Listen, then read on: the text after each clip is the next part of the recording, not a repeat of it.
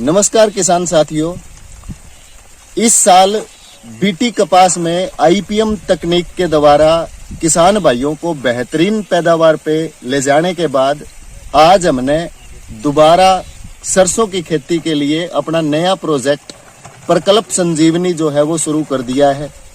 और प्रकल्प संजीवनी जो प्रोजेक्ट है ये क्या है और किस तरीके से किसान भाई रासायनिक खाद और दूसरी जो रासायनिक दवाइयां हैं उनका कम से कम इस्तेमाल करके और सबसे अच्छी पैदावार कैसे ले सकता है, तो उसके बारे में पूरा बताएंगे।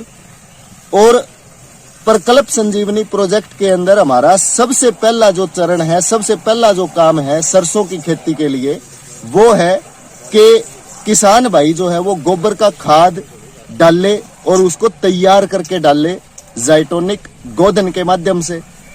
आज डिगावा गांव के अंदर अपने किसान भाई है बिल्लू, और ये जो बिल्लू भाई है ये अगले 3 एकड़ में सरसों जो है उसकी खेती करेंगे और 1 ट्रॉली प्रति एकड़ के हिसाब से इन्होंने आज ज़ाइटोनिक गोदन से 3 ट्रालियां गोबर का जो खाद है वो तैयार करना शुरू कर दिया है। और आज तारीख है 5 सितंबर।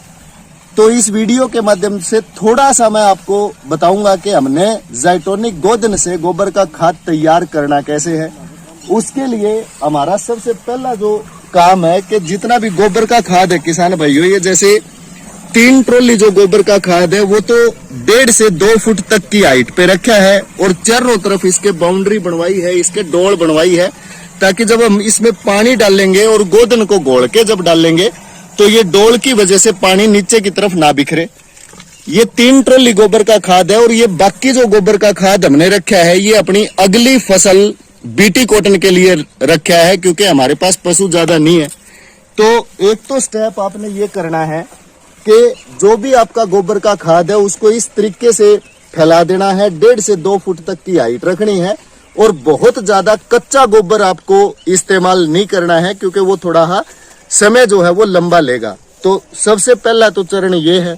उसके बाद में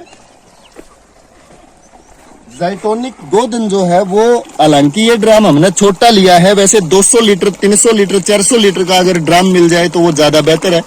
ज़ाइटोनिक गोदन पाउडर को पानी के अंदर हमने घोला है और 1 ट्राली गोबर का खाद तैयार करने के लिए किसान भाई अगर चाहे तो अकेला गोबर का खाद तैयार करने के लिए ज़ाइटोनिक गोदन भी इस्तेमाल कर सकता है।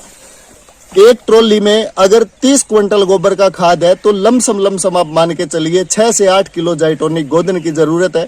और अगर उसको एनरिचमेंट करना चाहे, अगर थोड़ा बहुत गला हुआ है, पूरा 100% गाड़ने की जरूरत नहीं है, उसको एनरिचमेंट अगर करना चाहते हैं तो उसके लिए ज़ाइटोनिक एनपीके और ज़ाइटोनिक जिंक जो है उसका भी इस्तेमाल किया जा सकता है। तो इस तरीके से अगर आप इसको घोलोगे ज़ाइटोनिक गोदन को तो 10 से 15 मिनट या 20 मिनट आपको लगेगा, क्योंकि थोड़ा सा पानी के अंदर घुलता लेट है। एक बारी बहुत अच्छे तरीके से ये घुल जाए, घुलने के बाद में इस ड्राम को नीचे डाल देना है ताकि नीचे तक जो नमी है वो नमी चली जाए। तो इस तरीके से हमने प्रकल्प संजीवनी प्रोजेक्ट में सबसे पहला चरण जो है वो करना है ज़ाइटोनिक गोदन से गोबर का खाद तैयार करना।